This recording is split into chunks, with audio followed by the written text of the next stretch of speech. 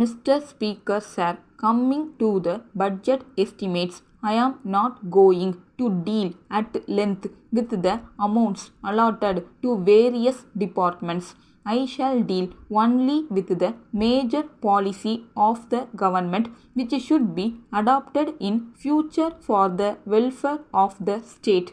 In the sphere of education, which could be put down under three categories, namely college education, school education, and primary education, there is shortage of teachers even as we have with regard to food and cloth. It is the case so far as secondary grade trained teachers are concerned. In order that there may not be any shortage of teachers and to get over this situation, I suggest that the minimum salary for teachers should be raised from the present level. Along with the shortage of teachers, we also see there is insufficient equipment by way of building accommodation also. A suggestion has been made by some honorable members that the number of pupils to be managed by one teacher should be increased.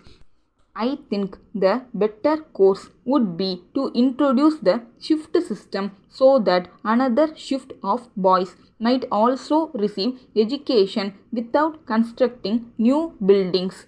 In a school building which can normally accommodate 1000 students, we can have 2000 students without constructing new buildings. I made mention of this to the Honorable Minister for Education also, and I hope he will give his consideration to it.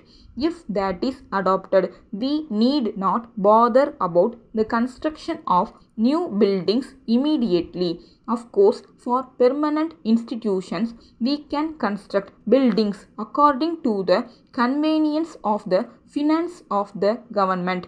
It may also be noted that the shift system in the matter of education is being adopted in some Western countries also. I wish to say a word about land revenue and agriculture. The river Kaveri is running through my district Coimbatore, Tiruchi, and some other districts. There you have forest lands. Several departmental officers have recommended that these lands may be converted into wetlands. It is capable of producing fine paddy every season. There will be no need for the grant of any subsidy. If you only dig 4 or 5 feet, you are able to get fine water very easily. I strongly recommend to government that this may be considered immediately so that more than 10,000 acres may be brought under cultivation as wetlands. I am sorry to say that the health of the people does not receive as much attention as it ought to. Sir, at present we find that the medical department seems to be an agent for distribution of foreign medicines. They recommend foreign medicines to everybody without taking into consideration their capacity to buy. I do not blame them for it. I do not mean to suggest that the Western system of medicine is bad. We can have that system for certain special branches of treatment. For general medical treatment, people can adopt our own Indian systems which will be more useful and economical than foreign medicines and will be suited to conditions in our state. So far as food is concerned, whatever inducement you may offer by way of bonus to speed up procurement, it does not solve the question of food. We must see that we are self sufficient in the matter of food and we should not go about seeking food later on. The Honorable the Minister for Agriculture said that we are now living in better times. I think it is only in better times that we should concentrate our attention on the achievement of quick results.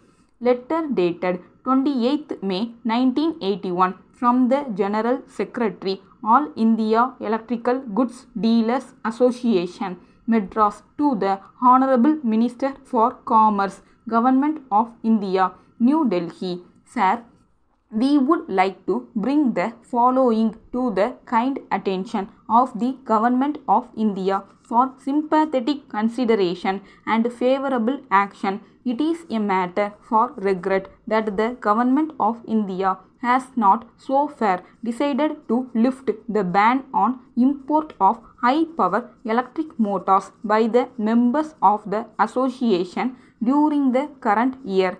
In spite of several representations made by the association, we feel sorry to inform you that no favourable orders have so far been issued in the matter. It may be pointed out in this connection that local production of this machinery is found to be quite inadequate from time to time. Hence, we are of the firm opinion that there is no alternative except to allow import of this machinery in order to meet the increasing demand and to bring down the prices. It is an established fact that industrialization alone can help to raise the standard of living of the people of a country quickly. In the above circumstances, we earnestly appeal to the Government of India to kindly take into consideration all aspects of the matter and pass early orders to allow import of this machinery by the members of our association. Thanking you, yours faithfully.